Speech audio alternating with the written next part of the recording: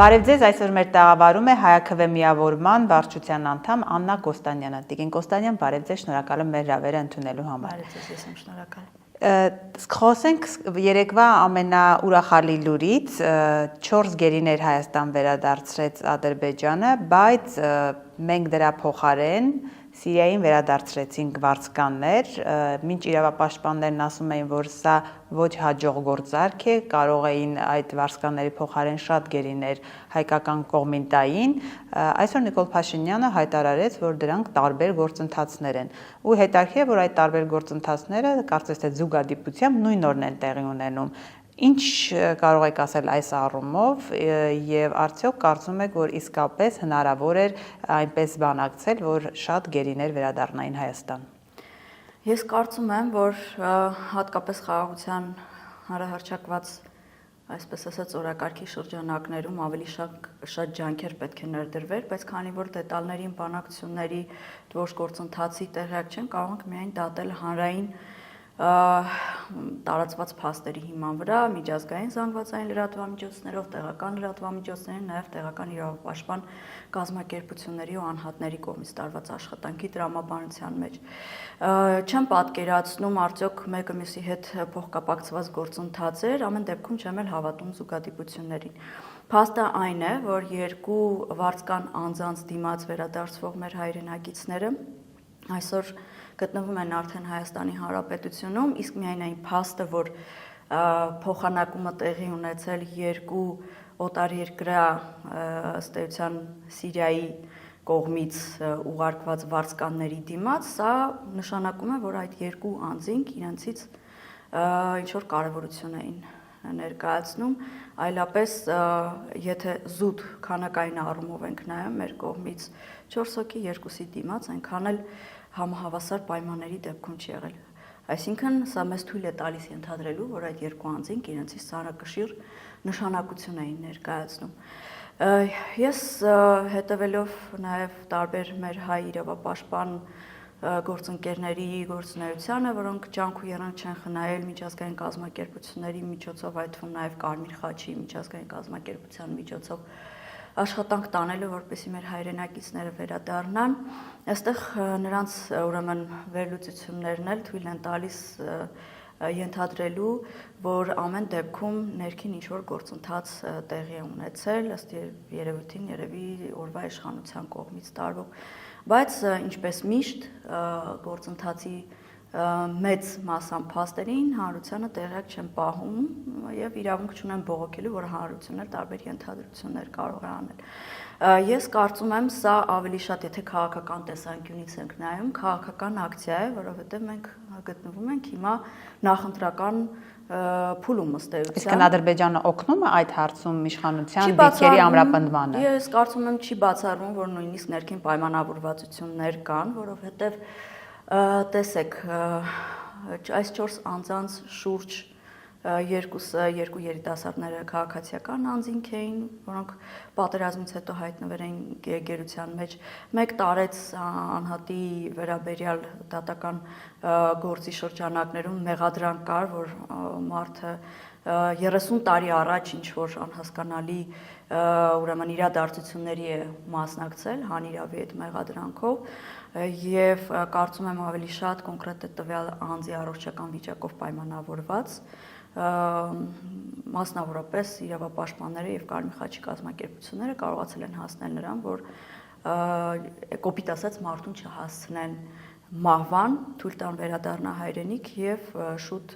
վիրահատվի։ Ինչու դա ավելի շուտ չէր տեղի ունենում եւ հանկարծ այս տարվա սկզբին տեղի ունեցավ։ Կարող ենք լիարժեք թույլ տալ մեզ ենթադրել, որ սա ավելի շատ PR ակցիա է իշխանության կողմից իրականացվող։ Նաեւ եւս մի փաստ այսօր առավոտյան սոցիալական ցանցերը թերթելով բախվեցի ընդդիմության падգամավորներից մեկի հայտարարությանը, որը տեղեկացնում էր մեր հանրությանը, որ նաև քաղաքացիական անձանցից վերադարձվող անձանցից մեկի կինը Հայաստանում է գտնվում, օրերս տեսել ենք տեսանյութերով, որ նա կարծես խնդրում էր իրեն աջակցեն վերադառնա Հայաստան ամուսնուն դիմավորելու եւ իշխանության Ներկայացուցիչները առիթի չեն կորցրել այդ վերադարձը շոուի վերածելու, ցույց տալու, կոպիտ ասած, վերմակը իրենց կողմ քաշելու, ցույց տալու, որ իրենք են գործադրել, բայց պարզվեց Կեցության հարցերը, այո, կեցության հարցերը լուծել էին հայ դաշնակցության ներկայացուցիչները եւ Սիրիայում եւ Հայաստանում։ Ինչևէ, մենք, քանի որ այս ամենը քաղաքականության տրամաբանության մեջ եւ քաղաքականության մասին է, մենք կարող ենք սա նաեւ դիտարկել որպես քաղաքական նախընտրական արշավ։ Իշխանությունը ասում է խաղաղության շրջանակում է, որովհետեւ Ադրբեջանի հետ խաղաղություն են կառուցում, ասում է, որ խաղաղության պայմաններում հեշտ է գերիներին վերադարձնել եւ այդ խաղաղության պայմաններում կարող ենք նաեւ տնտեսական առևտուր սկսել։ Դե գիտեք, իհարկե իշխանությունը փորձելու է ամեն կերպ սա իր ուրեմն արդյունքներին վերագրել, այսինքն իր կողմից դափնիները իրեն վերագրել, այո, դափնիները իրեն վերագրել։ Փաստացի մենք պատերազմից հետո նոյեմբերի 9-ի այդ չարաբաստիկ պայմանագրից կամ համաձայնագրից հետո մենք գտնվում ենք հրադադարի վիճակում։ Բայց նույնիսկ այդ ժամանակներից ի վեր 21-ին, 22-ին, 23-ին Հայաստանի Հանրապետության ինքնիշխան տարածքում բազմիցս եղել են Ադրբեջանի Հանրապետության զինված ուժերի կողմից Հայաստանի Հանրապետության տարածքների հանդեպ ռազմական գործողություններ, տարածքների օկուպացիա եւ այդ զինված ուժերի որոշ ստորաբաժանումներ այսօր գիտեն գտնվում են Հայաստանի տարբեր։ Ասում են դա սահմանազատման պետք է լուծվի։ Սահմանազատման, բայց տեսեք, այստեղ մի շատ փոքրիկ նյուանս կա, այն ժամանակ մինչև նոյեմբերի 9-ը խոսվում էր Արցախի Հանրապետության տարածքների բանակցային գործընթացից արդեն դուրս ուժով տարածքները վերադարձնելու մասին, հիմա հանկարծ խոսքը սկսեց տարածվել եւ այդ պահանջները տարածվել Հայաստանի Հանրապետության շուրջ։ Ինչու մինչև պատերազմը դիսկուրսը չկար Հայաստանի Հանրապետության եւ Ադրբեջանի միջև սահմանազատում իրականացնելու, հանկարծ Արցախի վերջնական օկուպացիայից հետո տեղ ունեցավ։ Սա մի երևույթ է, որը ապացուցում է, որ երբ որ դու թույլ ես տալիս քո ինքնիշխան տարածքների հանդեպ ոտնձգություններ մեկ պետության կողմից, նա ավելին է պահանջելու։ Միանշանակ։ Այսօր իրականում տեսեք գեոպոլիտիկ իրավիճակն էլ այնպիսին է, որ փաստորեն ուժի միջոցով են պետությունները սկսել իրենց հարցերը լուծել, իրավական միջազգային իրավունքի ամբողջ համակարգը ապականված, ջախջախված եւ ոչնչացված է, այլևս ոչ մի միջազգային կառույց իրենից ծանրակշիռ դեր չի ներկայացնում եւ չունի զսպող եւ բալանսավորող ուժ պետությունների վրա։ Դրա համար մենք մաքսիմալ պետք է զգուշ լինենք, բայց այդ զգուշավորությունը, խորագիտությունը, իմաստնությունը դիվանագիտական հարաբերություններում այս պահին Հայաստանի Հանրապետությունը ունի թե չէ, ես կասկածում եմ, անկեղծ ասած։ Հսկայական աշխատանք կա տանելու արտաքին քաղաքական ֆրոնտում, որը կարծես թե համենայն դեպս հանրության աչքերին չի երևում։ Այո, գերիների վերադարձը ուրախալի լուր է, բայց միայն այդ վերադարձը դարձնել շոուների ինչ-որ թեմա եւ այդ շոուներով փորձել հանրությանը մոլորեցնել, թե սա խաղաղություն է իրապես բերել, տեսեք, մի շատ կենցաղային օրինակի վրա, հա, երբ որ չկային ինչ-որ տարատեսակ նաև տնտեսական հարաբերություններ Հայաստանի ու Ադրբեջանի միջև, հայկական շուկայում երբեմն կարելի էր գտնել ադրբեջանական ծագման ապրանքներ։ Այդ ժամանակ էլ եղել առևտրաշրջանառություն, թեկուզ գաղտնի ինչ-որ տարբեր ճանապարհներով Վրաստանի միջոցով որպես տարանցիկ երկիր, կամ գուցե նաև ինչու ոչ Իրանի միջոցով, բայց եղել է։ Այսինքն դա ինչ-որ այսպես այլմոլորակային կամ ինչ-որ արտառոց երևույթ չէ, եւ դա սարքել պարզապես սեփական հաջողությունների առանցք սխալ է։ Եվ մենք պետք է սրա մասին շատ խոսենք, հանրությանը տեղեկացնենք, որպեսզի մոլորության մեջ չընկնի։ Դրան զուգահեռ հիմա աննախադեպ են համարում իշխանությունները ներդրումային քաղաքականության հետ կապված, որ TRIP-ի օրերս արտգործնախարար, երբ որ Միացյալ Նահանգներում էր, ստորագրեց զարգացման ծրագիր կամ TRIP-ը իրականացնող այսպես ծրագիր, եւ հիմա Փաշինյանն ասում է, որ ոչ թե մենք ենք ներդրումներ ուզում բերել Հայաստան, այլ գումարները իրենք են արդեն գալիս Հայաստան։ Այսինքն տնտեսապես հզորանալու է Հայաստանը եւ ըստ իրենց խաղաղ միջավայրում գոյակցելու ենք Ադրբեջանի հետ։ Հիմա TRIP-ից ինչ է տալու TRIP-ը Հայաստանին։ Սա մոտավորապես, եթե կորելացիա տանենք, այդ ապագակայի տրամաբանության մեջ է, այսինքն վերացական ամեն ինչի մասին կարելի է խոսել, այսպես է լինելու, այնպես է լինելու, կան նախադրյալները թե ոչ, համենայն դեպս այսօր ներկա իրավիճակը բացարձակ վստահություն չի ներշնչում։ Եվ հետո եկեք չմոռանանք, որ Հայաստանում ներդրումային միջավայրը կրկին ապականվել է, այսինքն հենց հիմա հողի վրա այնպիսի process-ներ են տեղի ունենում, երբ խոշոր հայազգի ներդրողի ու ընդ որում կապ չունի, որ ուրեմն գործընկեր պետության նաև քաղաքացի է հանդիսանում, որ պետությունից են այդ ներդրումները գալիս, փաստը մնում է փաստ, որ դրանք օգնել են Հայաստանի Հանրապետությանը եւ կատարվել են այդ ներդրումները, ընդ որում տասնյակ տարիներ շարունակ։ Այդ նախադեպը արդեն փչացրել է վստահությունը Հայաստանի ներդրումային միջավայրի հանդեպ եւ միջազգային գործընկերները ինչու պետք է հավատան այսօրվա այդ ծրագրի, TRIP-ի ծրագրի հերթական մի այսպես PR արշավին եւ վստահ լինեն, ինչ երաշխիքներ են տալիս, որ օրինակ ամերիկյան կազմակերպությունները չեն ենթարկվելու նույն Սամվել Կարապետյանի չեն արժանանալու Սամվել Կարապետյանի բախտին, որևէ մեկ այդ երաշխիքները տալիս է, կարծում եմ չկա, սրանք պարզապես ուղղակի խոստումներ են։ Իհարկե բոլորս էլ ցանկանում ենք, որ ներդրումներ լինեն, տնտեսական միջավայրը բարենպաստ լինի, աղքատության ցուցանիշները նվազեն եւ բոլորը ապրեն չաղու։ Այստեղ կներեք մի բայց կա, որ փաթեթի բաժնեմասերի 74%-ը Միացյալ Նահանգներին է եւ նաեւ որոշելու շատ բաներ։ Այստեղ գուցե Հայաստանը խնդիր ունի, որ կարող է շատ բաներ իր տարածքում ինքը չորոշի։ Չնայած հակառակն են համոզում իշխանությունները։ Եթե նայում ենք պարզ բիզնես տրամաբանության մեջ, հենց այդպես է լինելի է։ Ասում են կոնտրոլի գլխավոր փաթեթը գտնվում է մի գերտերության ձեռքին, որը այսօր տեսնում ենք ինչպիսի process է տանում այլ պետությունների հանդեպ։ Այսինքն այստեղ տնտեսական ոչ միայն տնտեսական հարաբերությունների մասին է, այլ քաղաքական եւ տարածաշրջանում կտրուկ դերի ավելացման։ Այդ ճանապարհը շատ լավ գիտենք, որ Հայաստան, Իրան ուրեմն սահմանով է անցնում։ Մենք գիտենք մեր գործընկեր Հանրապետության դիրքորոշումը այս ծրագրի հետ կապված, մենք գիտենք հարաբերությունները Ամերիկայի Միացյալ Նահանգների եւ Իրանի հետ, Իրանի Իսլամական Հանրապետության ու հատկապես հիմա Իրանի Հանրապետության մտավախությունները այս ճանապարհի շուրջ ձևավորվող ծրագրերի հանդեպ, այսինքն վերջերս շատ կոշտ արտահայտվեց, որպես դեսպանն է Իրանի։ Այո, դեսպանի կողմից են այդ հայտարարությունները հնչել, նաև կարծում եմ տարբեր ուրեմն կալիբրի պաշտոնյաներ Իրանի Իսլամական Հանրապետության։ Այսինքն հաշվի չառնել այս տեսակ նյուանսները, որոնք կարող են քաղաքական խոշոր վնաս հասցնել, ի վերջո Ամերիկայի Միացյալ Նահանգները չէ տարածաշրջանում, Իրանն է մեր հարևան երկիրը եւ տարածաշրջանում մի պետության, ուրեմն մի պետությունով է այդ ներկա գտնվող պետությունով է պայմանավորված, արդյոք այդ տարածաշրջանը կայուն անվտանգային միջավայրի երաշխավոր կլինի, թե չէ։ Սա էլ չգիտեմ հաշվի առնվել թե չէ, իհարկե կարող են ամեն օր ինչ-որ հայտարարություններ հռչակել, որ այո, մենք հաշվի ենք նստում, հայտարարում են, մինչդեռ զուգահեռ տանում են լրիվ այլ process գետնի վրա։ Ես կարծում եմ, որ այստեղ մի նաև կարևոր հայտարարություններ կար, եթե չեմ սխալվում, դրա մասին խոսեց վարչապետ Փաշինյանը, որ այս պայմանագրում ոչ միայն տնտեսական ուրեմն ներդրումների մասն է, այլ նաև քաղաքական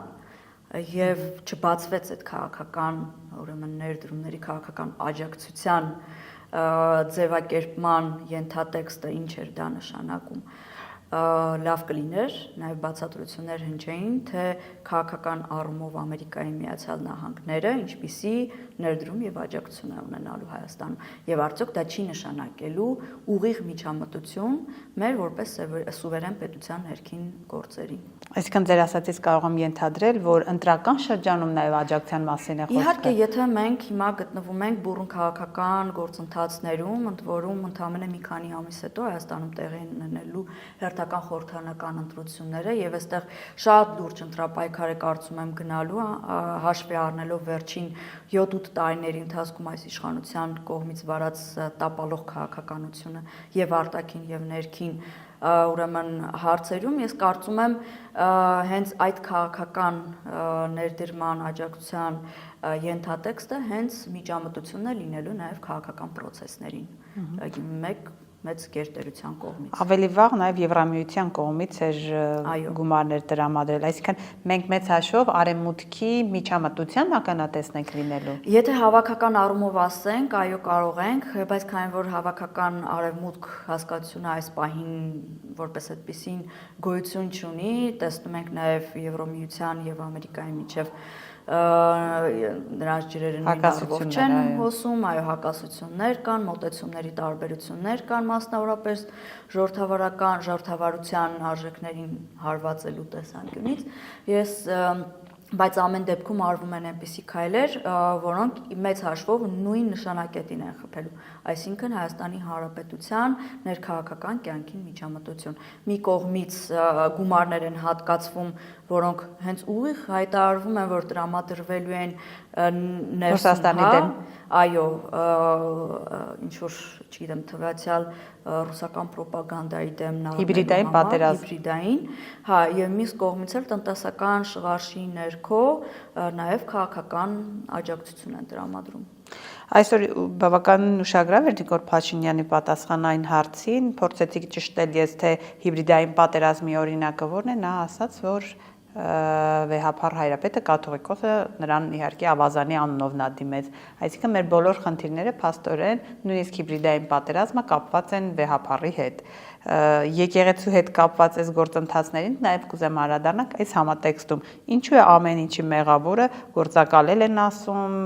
չգիտեմ, ամեն ինչը պատտվում է եկեղեցու շուրջ, այն դեպքում, որ մենք նախընտրական շրջանում ենք, ինչու է Փաշինյանին պետք այս շրջանում եկեղեցու հանդեպ նման քաղաքականություն որդեգրել։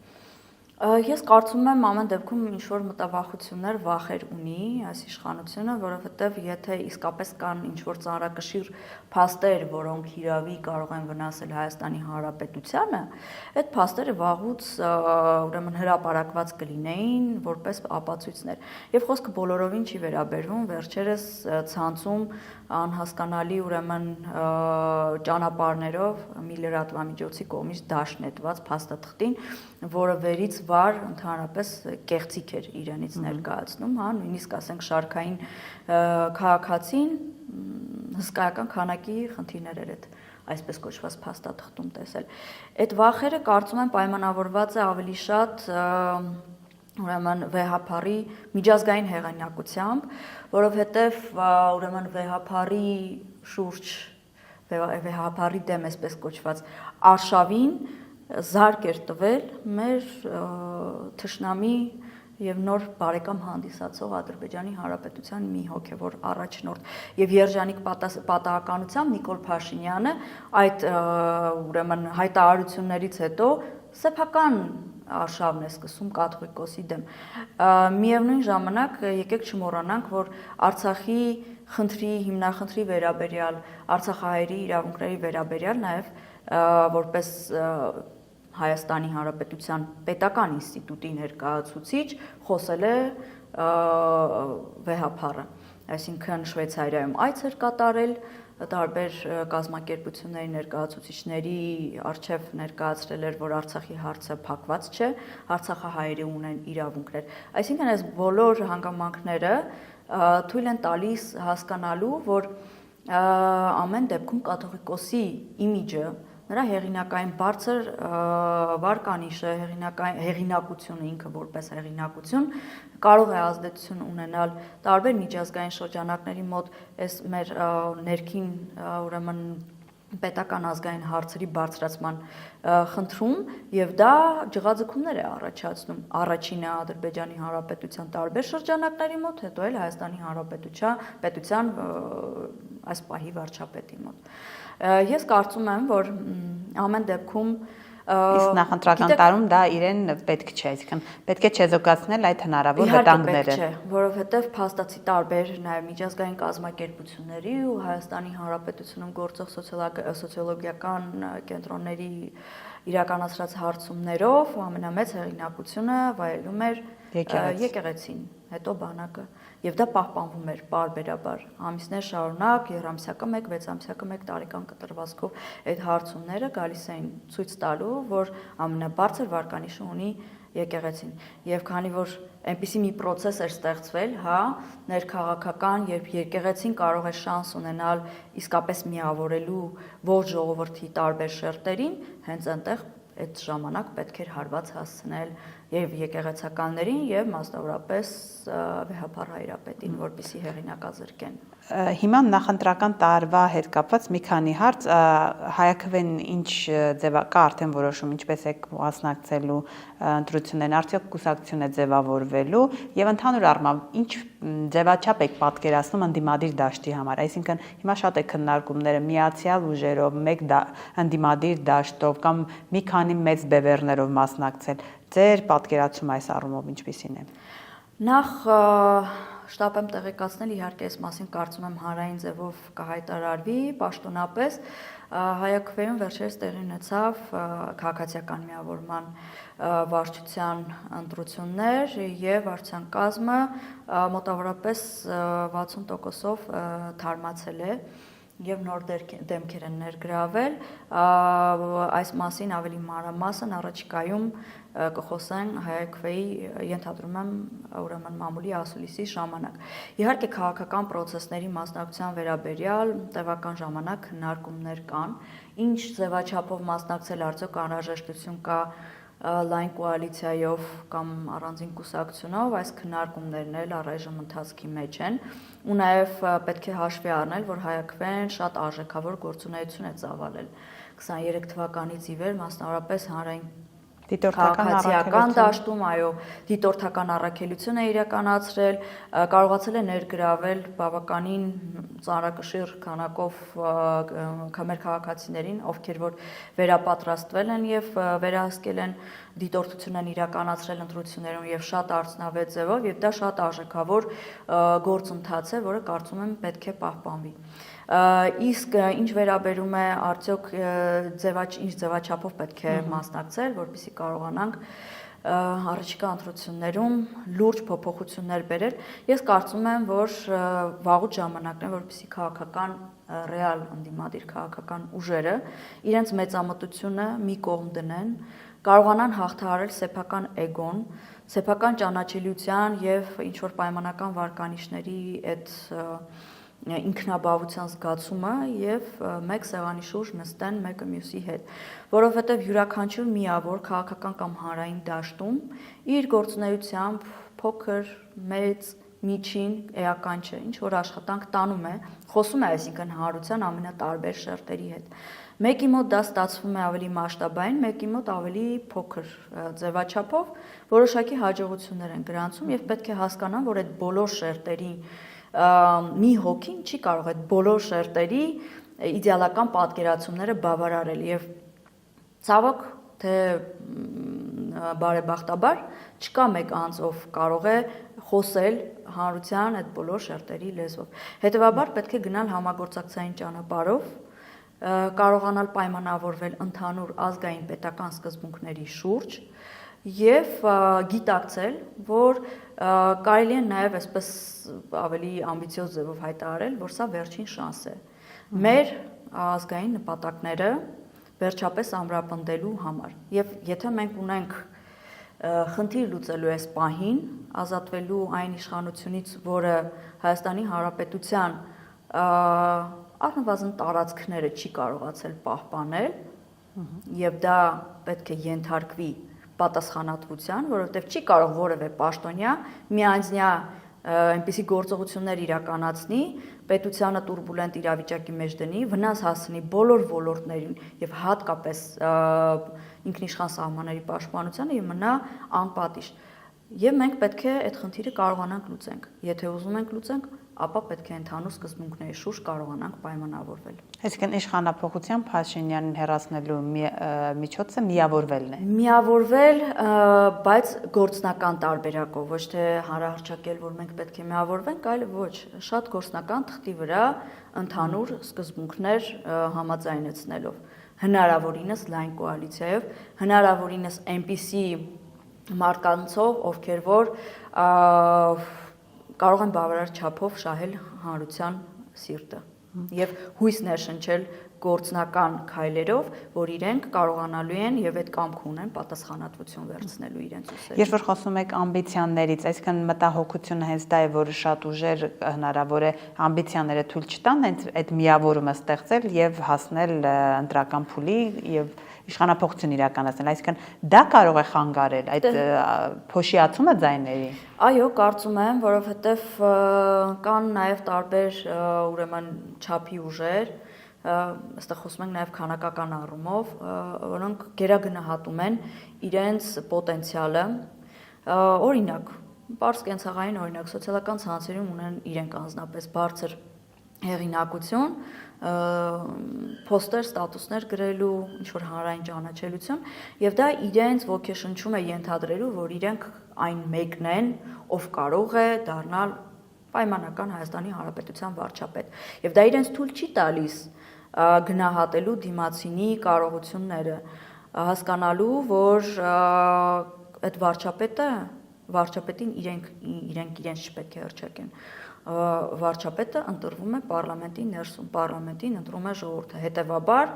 առաջին հերթին դու պետք է դառնաս պարլամենտի անդամ, հետո նոր պարլամենտի մեծամասնության կողմից, ձայների մեծամասնությամբ ընտրվես որպես վարչապետ։ Մեծամտություն եւ սեփական ուժերը գերագնահատելու անհասկանալի միտում։ Եթե այս երկու քայքայող որակները, հա, քաղաքական ուժերի եւ քաղաքական անձանց իրեն կարողանան դնել մի կողմ, կարծում եմ շատ ռեալ հնարավոր է նստել եւ պայմանավորվել, ինչպես ասեցի, ընդհանուր սկզբունքների շուրջ։ Այո, հնարավորինս լայն կոալիցիայով։ Եվ կարծում եմ նախնական նախընտրական փուլում, չնայած հիմա արդեն նախընտրական փուլ է, վարչապետի տեխնացուի մասին չպետք է խոսել։ Չպետք է, որովհետև այդ տեխնացուի հավակնություններ կարող ունենալ շատերը եւ իսկապես կարող են լինել, բայց մեկի համար այդ մի տեխնացուն ընդունելի է, մի ուրիշ մեկի համար ընդունելի չէ։ Եվ քաղաքական ուժերն էլ ինչպես միշտ սովորությունն են մեկը մյուսի մասին, բայց սա սրա հետ է համագործակցել։ Ամենակարևոր սկզբունքը իշխանության հետ չհամագործակցած լինելն է եւ չհամագործակցել առաջիկայում էլ ոչ նախընտրական շրջանում, ոչ էլ ընտրություններից հետո։ Շնորհակալ եմ։ Ես էլ եմ շնորհակալ։